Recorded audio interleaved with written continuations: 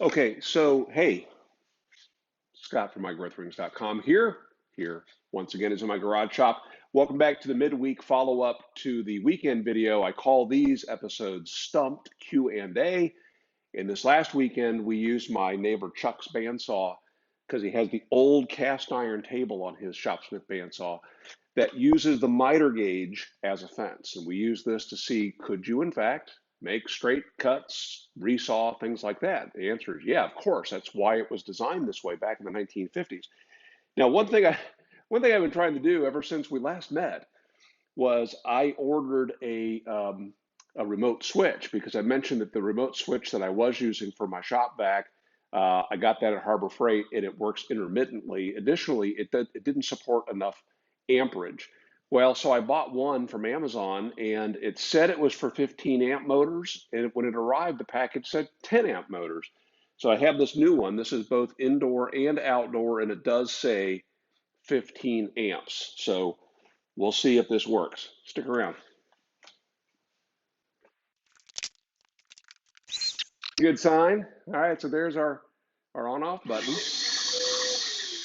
And I'm going to glue a magnet to the back of that so I can stick this on the steel belt cover on the Shopsmith Mark V and keep that handy. So glad to have a solution. Hopefully this will work. It says 100-foot range and pretty inexpensive on Amazon. So let's talk about your questions, comments, and cheap shots from the video. Beginning with Barry. Barry said at the 1 minute 50-second point, the blade guide knob was shaking like crazy. What's up with that? So the blade guide here has a knob on the back, and if I have it, here's that footage. You can see it shaking like crazy. He's absolutely right. It is shaking like crazy.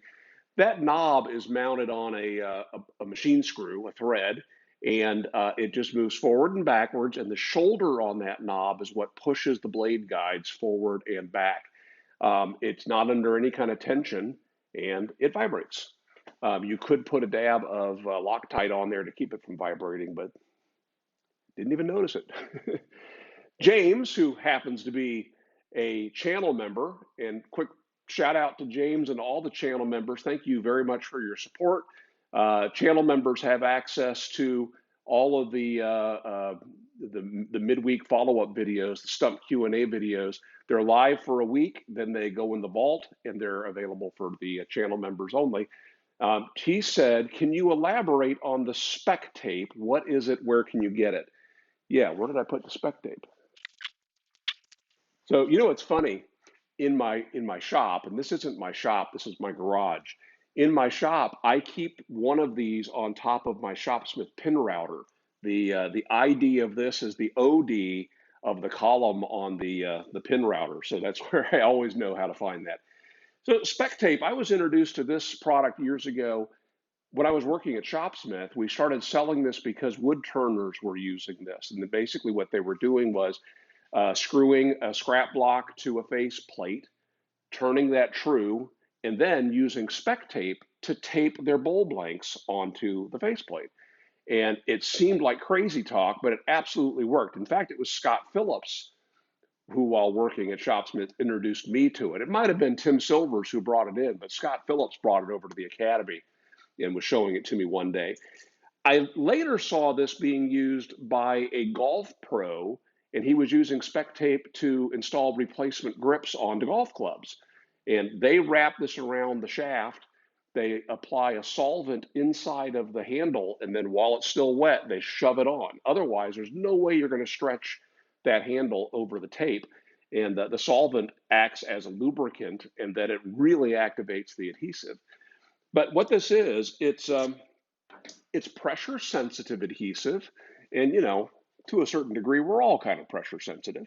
But when you apply this, the more pressure you put on it, let's say clamps, for example, if you're going to turn a bowl blank, the stronger that adhesive gets. And I mentioned that I use it primarily for temporary bonds. Right now, if I apply some steady pressure from one side of this, basically causing that leverage, I can get that to come apart. So you got to be careful. If you were turning a big bowl and applying constant pressure on the outside rim, that's exactly the kind of pressure that makes the spec tape fail. But for taping something down in order to route it by hand, or for joining several pieces together to cut out what's called pad sawing on your scroll saw, your bandsaw, you actually have to be careful how much of this you use because you might not be able to get your pieces apart.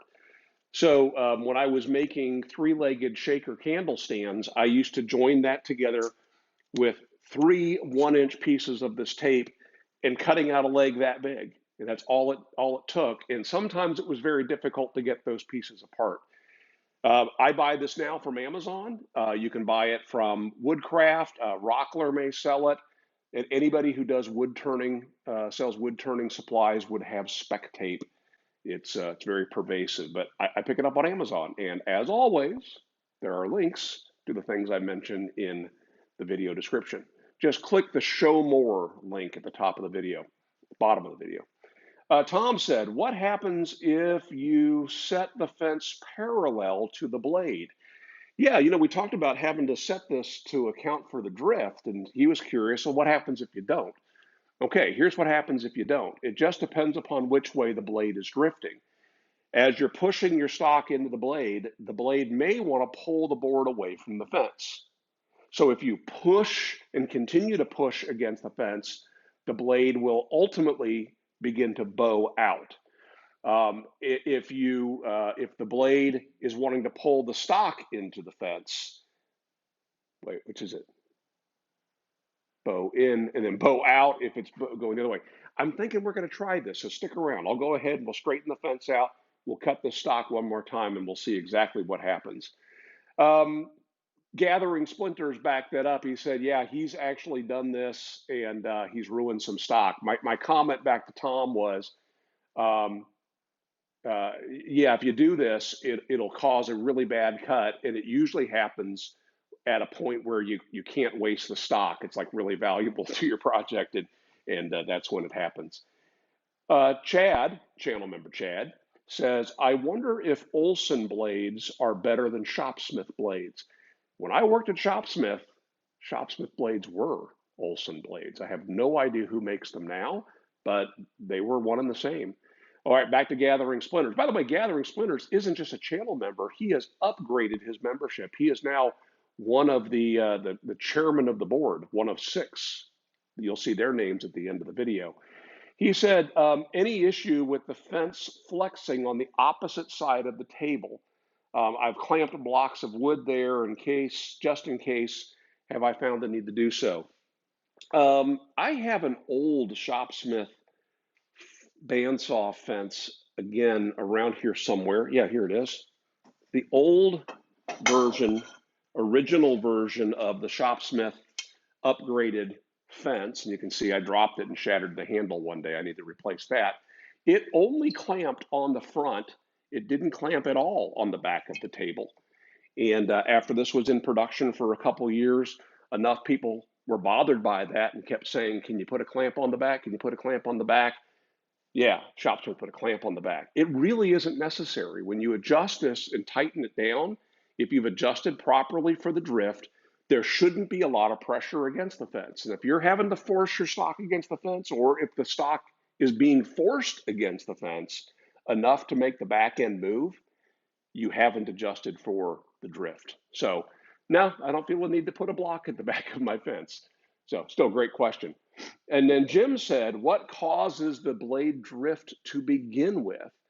It's a great question. It's a kind of a complex answer, but it goes back to primarily the things that make a Shopsmith bandsaw unique. The upper wheel, instead of being crowned, is kind of a conical shape. It's narrower on the front, wider on the back. Plus, that wheel is tilted out at the top. There's no adjustment for tracking.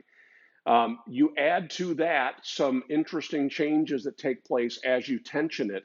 The more tension you put on it, the less tilt that upper wheel gets. And so from one width to another, or even one blade to another, depending upon how much you tension it, you may get different drift. It's just one of the things that we do as Shopsmith owners. Now, a couple people have said, I never get drift. You're a lucky dog. Okay, let's go ahead and make this cut. Tom wants to know, so let's find out. Before I return Chuck's bandsaw, I've promised myself and Chad that I'm going to polish up his table. So yeah, we'll get that done. But you can see even from that cut in the table where we feed the blade in when we replace the blade, you can see the angle of our cut. So let's move this miter gauge back to the 90-degree position, which is right there, and let's set this up so we're cutting around the middle of the stock, and we'll see where we wind up.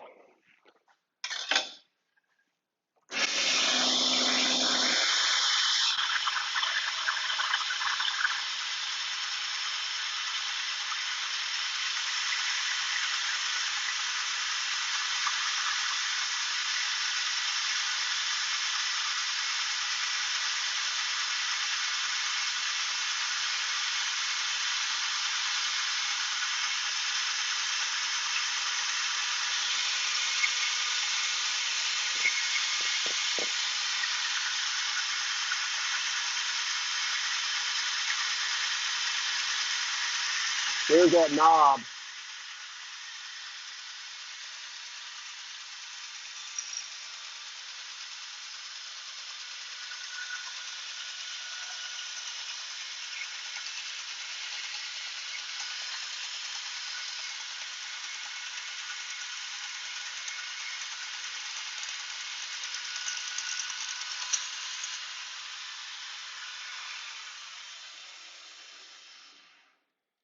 There's no gap there. There's really no gap. We got a pretty good cut, actually. That's not too shabby. So our alignment isn't that far off with it set. Oh, wait. Oh, that's that edge.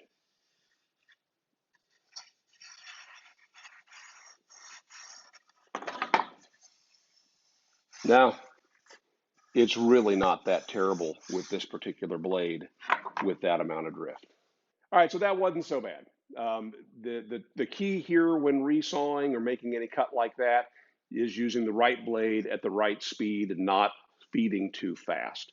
Um, I would have wanted to adjust for the drift on this, but it wasn't a terrible cut. So go figure. Be sure to join me this weekend because I'm going to continue to play with Chuck's bandsaw because I need a cast iron table on the bandsaw. Yeah, my Total Shops bandsaws have cast iron tables, but I don't use those. This is one of the tools that Carter loaned me to try out, and this is a fence for a cast iron table that locks in place with magnets. I also have a couple other things that I want to play with on Chuck's bandsaw before I return it, so be sure to join me this weekend. In the meantime, make it a great day.